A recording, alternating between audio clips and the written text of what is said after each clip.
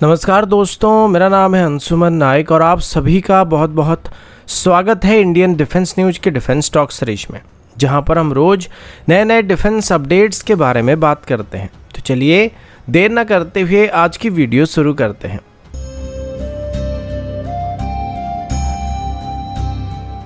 आज की पहली अपडेट तेजस की तरफ से, और अभी हम तेजस की ट्रेनर वेरिएंट के बारे में बात करने वाले हैं। अब तेजस की ट्रेनर वेरिएंट की बात करें तो अभी तक इंडियन एयरफोर्स में कुल मिलाकर 18 ट्रेनर एयरक्राफ्ट को इंडक्ट करने के लिए ऑर्डर को प्लेस किया गया था, जिसमें पहले जो इनिशियल तेजस MK1 के लिए ऑर्डर को प्लेस किया गया था उसमें 8 एयरक्राफ्ट के लिए ऑर्डर को प्लेस किया गया था, और उसके बाद तेजस MK1 डील के अंदर 10 ट्रेनर एयरक्राफ्ट के लिए ऑर्डर को प्लेस किया गया था। मेनली इनको इंडियन एयरफोर्स के पायलट्स को ट्रेनिंग को प्रोवाइड करने के लिए इस्तेमाल किया जाने वाला है, और तेजस स्क्वाड्रन में जो फाइटर पायलट्स होंगे उनको इससे ट्रेनिंग को प्रोवाइड किया जाएगा। इसी बीच इंडियन एयरफोर्स की तरफ से अभी बताया जा रहा है कि अभी इंडियन एयरफोर्स की तरफ से एडिशनल तेजस की ट्रेनर वेरिएंट को भी अपनी सर्विस में शामिल करने का प्लान किया जा रहा है। हालांकि कितने एडिशनल तेजस की ट्रेनर वेरिएंट को यहाँ पे खरीदा जाएगा ये तो स्पेसिफाई नहीं किया जा रहा, लेकिन अभी जैसे कि इंडियन एयरफोर्स की तरफ से अपनी फ्लीट में एडिशनल 97 के आसपास तेजस MK1 को इंडक्ट करने का फैसला किया जा रहा है, तो हमारी एयरफोर्स में तेजस स्क्वाड्रन की संख्या काफ़ी बढ़ने वाली है, जिस वजह से सभी स्क्वाड्रन की पायलट्स को प्रॉपर ट्रेनिंग की ज़रूरत पड़ने वाली है, और तेजस के साथ इनिशियली फैमिलियर कराने के लिए हमको और ज़्यादा ट्रेनर एयरक्राफ्ट की ज़रूरत पड़ने वाली है। और बताया जा रहा है कि हर एक तेजस स्क्वाड्रन में अभी मिनिमम 2 से 4 तेजस की ट्रेनर वेरिएंट को रखने का फैसला किया जा रहा है, और इसी वजह से अभी एडिशनल 20 से 22 तेजस की ट्रेनर वेरिएंट को ऑर्डर करने की उम्मीद किया जा रहा है, जो कि अभी तक प्लेस किए गए ऑर्डर में सबसे ज़्यादा होने वाली है। इनको सिर्फ ट्रेनिंग के अलावा ज़रूरत पड़ने पर जंग जैसे हालात में भी इस्तेमाल किया जा सकता है, और ये एक डुअल यूज एयरक्राफ्ट होने वाला है जिसे दोनों ही रोल में हम लोग इस्तेमाल कर सकते हैं, जिस वजह से अभी ट्रेनर एयरक्राफ्ट की फ्लीट में भी ज़्यादा तेजस को इंडक्ट करने का फैसला किया जा रहा है, क्योंकि इनको बहुत फाइटर एयरक्राफ्ट की तरह या फिर ट्रेनर एयरक्राफ्ट की तरह हम लोग इस्तेमाल कर पाएंगे। अगला अपडेट लाइट यूटिलिटी हेलीकॉप्टर की तरफ से, जिसे भारत का पहला इंडिजिनस लाइट यूटिलिटी हेलीकॉप्टर कहा जा सकता है। अभी हमारे चीता और चेतक जैसे हेलीकॉप्टर्स को रिप्लेस करने के लिए हमें ऐसे हेलीकॉप्टर की काफ़ी ज़रूरत है, और आने वाले समय में इनको काफ़ी बड़ी मात्रा में नेवी से लेकर आर्मी और एयरफोर्स में भी इंडक्ट करने की कोशिश की जा सकती है। अभी तक HAL की तरफ से डेवलप किए गए लाइट यूटिलिटी हेलीकॉप्टर की लगभग सभी टेस्ट को कंप्लीट किया चुका था, और अभी इसको लिमिटेड नंबर में आर्मी और एयरफोर्स में भी इंडक्ट करने की कोशिश किया जा रहा है। लेकिन इसी बीच आर्मी की तरफ से HAL को इन हेलीकॉप्टर्स में कुछ स्पेसिफिक अपग्रेड्स को करने के बारे में कहा गया था, जिस पर अभी HAL की तरफ से काम करना शुरू किया जा रहा है। HAL की तरफ से बताया गया कि नए हेलीकॉप्टर को भी लाइट यूटिलिटी हेलीकॉप्टर की Mark 2 वेरिएंट कहा जाएगा, और इसमें प्रीवियस वेरिएंट के मुकाबले आर्मी की रिक्वायरमेंट के हिसाब से कुछ मॉडिफिकेशन और कुछ अपग्रेड्स को भी वहां पे किया जाएगा। इस पर अभी HAL की तरफ से बात बताया जा रहा है कि जो सबसे बड़ी अपग्रेड्स इसमें होने वाली है वो इसमें एक ऑटो पायलट सिस्टम को इंटीग्रेट करने का होने वाला है, और खास करके आर्मी की तरफ से इनिशियल इन हेलीकॉप्टर्स को ऑपरेट करने के बाद HAL को इसमें एक ऑटो पायलट सिस्टम को ऐड करने के लिए रिक्वेस्ट किया गया था। इसके बाद अभी इसमें कुछ और भी माइनर मॉडिफिकेशंस को करने के लिए HAL को कहा गया था या आर्मी की तरफ से रिक्वेस्ट किया गया था, लेकिन इसके बारे में डिटेल जानकारी नहीं दिया गया। अभी तक आर्मी को लाइट यूटिलिटी हेलीकॉप्टर की Mark 1 वेरिएंट के लगभग 6 यूनिट्स को डिलीवर किया चुका है, जिनको 2024 तक करीब 12 के आसपास डिलीवर कर दिया जाएगा। लेकिन आर्मी की तरफ से अभी इसकी Mark 1 वेरिएंट के बदले इसकी Mark 2 वेरिएंट को अपनी सर्विस में बड़ी मात्रा में इंडक्ट करने का प्लान किया जा रहा है, और आगे चल के इसकी Mark 2 वेरिएंट की लगभग 200 यूनिट को आर्मी अपनी सर्विस में शामिल करने वाली, जो कि आगे चल के चीता या फिर चेतक जैसे हेलीकॉप्टर को रिप्लेस करने वाला है। अगला अपडेट भारत और चाइना की तरफ से है। आप सभी को ये बात पता होगा कि पिछले कई सालों से या 3 सालों से स्पेशली भारत और चाइना के बीच लाइन ऑफ एक्चुअल कंट्रोल में तनाव चलता आ रहा है, और खास करके लद्दाख रीजन में और पांगोंग लेक रीजन में भारत और चाइना के बीच काफ़ी तगड़ा फेस ऑफ हुआ था। इसके बाद दोनों तरफ से पांगोंग लेक पर अपनी पेट्रोलिंग को काफ़ी बेहतर करने का प्लान किया जा रहा है। चाइना की बात करें तो चाइना पांगोंग लेक में खास करके अपनी बोट्स की मदद से इंडियन साइड में घुसने की कोशिश कर रहा है, और इनको काउंटर करने के लिए इंडियन आर्मी की तरफ से 2020 से 2021 के बीच Indian private sector company Sagar defence and engineering की तरफ से डेवलप किए गए एक अनमेन्ड बोट को भी खरीदने का फैसला किया गया था,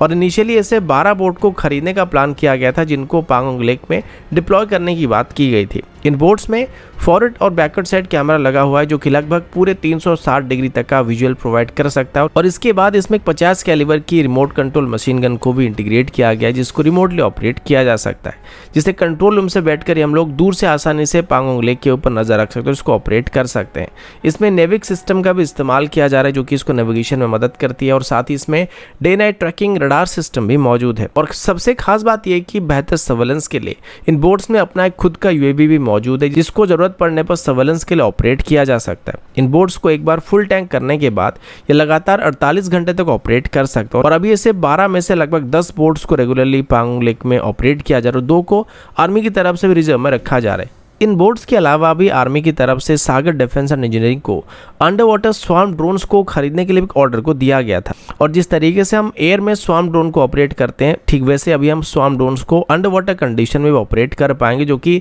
इस तरीके के रीजन में, खास करके पांगोंग लेक जैसे रीजन में किसी भी चाइनीज स्मॉल साइज की बोट को टारगेट करने के लिए बहुत ही कॉस्ट इफेक्टिव और बहुत ही बेहतरीन वेपन साबित होने वाला है। अगला अपडेट इंडियन डिफेंस सिस्टम्स की तरफ से है। कुछ साल पहले तक हमारी सभी मेजर डिफेंस सिस्टम के लिए हम इंपोर्ट के ऊपर डिपेंड करते थे, लेकिन अभी धीरे धीरे हम इंपोर्ट से लेके एक्सपोर्ट की तरफ बढ़ रहे हैं। इसी बीच अभी दुनिया भर में इंडियन ओरिजिन डिफेंस सिस्टम की डिमांड काफी बढ़ता हुआ दिखाई पड़ रहा है और ज्यादा से ज्यादा देश अभी इसको खरीदने के लिए भी भारत के साथ बातचीत करना शुरू कर चुके हैं। अब देखा जाए तो शुरुआत में यानी कि कुछ साल पहले तक पूरे दुनिया भर में 2 ही ऐसे मेजर कंट्री थे जो कि बाकी सभी देशों को वेपन्स को सप्लाई करते थे, जिसमें एक तरफ यूनाइटेड स्टेट था और उसके अलाइड कंट्री थे और दूसरी तरफ रशिया था। और ज्यादातर जो नेटो अलाइड कंट्री नहीं थे और जिनके पास बजट की थोड़ी कमी थी, वो सभी के सभी रशियन सिस्टम के ऊपर काफी डिपेंडेंट थे और ज्यादातर रशियन डिफेंस सिस्टम का इस्तेमाल कर रहे थे। लेकिन अभी जब से रशिया और यूक्रेन के बीच लड़ाई शुरू हुआ है, तब से रशिया के ऊपर काफी सारे सैंक्शंस को लगाया जा चुका है, जिस वजह से अभी रशिया के साथ कोई भी डायरेक्ट डिफेंस डील को कर पाना बहुत ही मुश्किल हो चुका है। इसी वजह से अभी जो पहले रशियन सिस्टम का इस्तेमाल कर रहे थे या रशियन कस्टमर थे, वो इसका एक अल्टरनेट को तलाश कर रहे हैं। इसके बदले में उनके पास चाइनीज सिस्टम एक अल्टरनेटिव की तरह था, लेकिन इसको इनिशियली कुछ देश खरीदने के बाद चाइनीज सिस्टम की परफॉर्मेंस और पुअर क्वालिटी की वजह से वो सब काफी नाखुश हुए थे और अभी इसी वजह से वो भारत की तरफ धीरे धीरे शिफ्ट हो रहे हैं। इसी वजह से अभी भारत की डिफेंस सिस्टम की डिमांड भी काफी बढ़ने लगा है।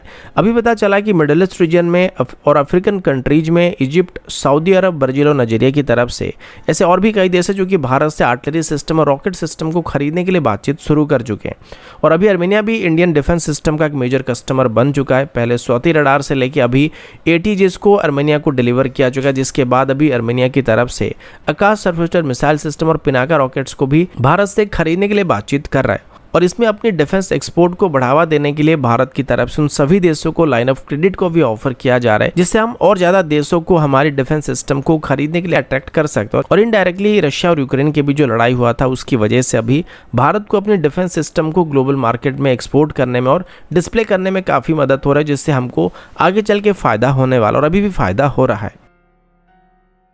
अगला update anti swarm drone system की तरफ से है। अब आजकल स्वार्म ड्रोन्स और लॉइटरिंग मुनिशंस किसी भी डिफेंस सिस्टम के लिए एक बहुत ही बड़ा खतरा बन चुके हैं और सिर्फ लैंड में ही नहीं बल्कि नेवल वेसल के लिए भी बहुत ही बड़ा खतरा बन चुके हैं, जिस वजह से अभी नेवल वेसल को किसी भी तरीके की स्वार्म ड्रोन अटैक से बचाने के लिए specially anti swarm drone system को डेवलप करने की कोशिश किया जा रहा है। और रिसेंटली हुई स्वावलंब भारत एग्जीबिशन के दौरान इसको डिस्प्ले किया जा चुका है। इसमें खास करके एक स्पेशल टाइप की 30 mm की एमुनिशन को डेवलप किया गया, जिसे स्वार्म ड्रोन के अगेंस्ट में हम लोग इस्तेमाल कर सकते हैं। इसमें एक 30 mm की एमुनिशन के अंदर बहुत सारे छोटे छोटे स्टील बॉल्स को फिट किया गया, जिससे एक तरीके से बॉम्ब के अंदर किया आता है और इसी वजह से जब इसको फायर किया जाता है और ये अपने टारगेट के करीब जाकर फट जाता है, तो चारों तरफ इसके छोटे छोटे स्टील बॉल बिखर जाते हैं, जिस वजह से अगर हमारे ऊपर कहीं से भी स्वार्म ड्रोन से हमला किया गया तो इन एमुनिशन को हम लोग स्वार्म ड्रोन के ऊपर फायर कर सकते हैं, जिसमें एक ही बार में हम पूरे ड्रोन स्वार्म को डिस्ट्रॉय कर सकते हैं, क्योंकि इसके लिए हमको किसी एक ड्रोन के ऊपर एम करके फायर करने की जरूरत नहीं है। हम ऐसे ही फायर कर देंगे तो इसके अंदर से छोटे छोटे जो स्टील बॉल निकलेंगे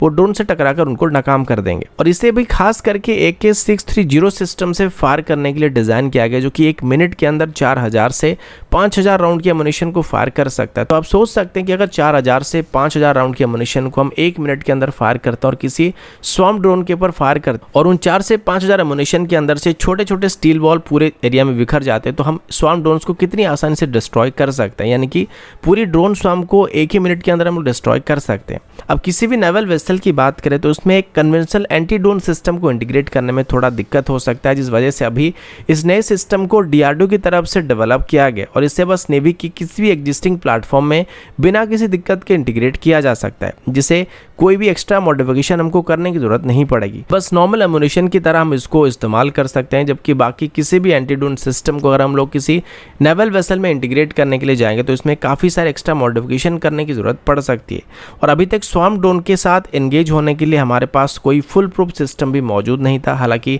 ग्रीनी रोबोटिक्स की तरफ से इंद्रजाल सिस्टम को डेवलप किया गया, जो कि स्वार्म ड्रोन्स के खिलाफ काफ़ी इफेक्टिव वेपन साबित हो सकता था, लेकिन अभी तक इसको नेवल प्लेटफॉर्म में इस्तेमाल किया जा सकता है नहीं किया जा सकता, इसको लेके कोई भी जानकारी नहीं दिया गया। लेकिन अभी DRDO की तरफ से जो स्पेशल एमुनेशन को बनाया जा रहा है, इससे बहुत ही कॉस्ट इफेक्टिव वे में किसी भी स्वार्म ड्रोन को डिस्ट्रॉय करने के लिए इस्तेमाल किया जा सकता है। तो दोस्तों अभी के लिए इतना ही, मिलता हूँ आपसे अगले वीडियो में, तब तक के लिए जय हिंद, वंदे मातरम।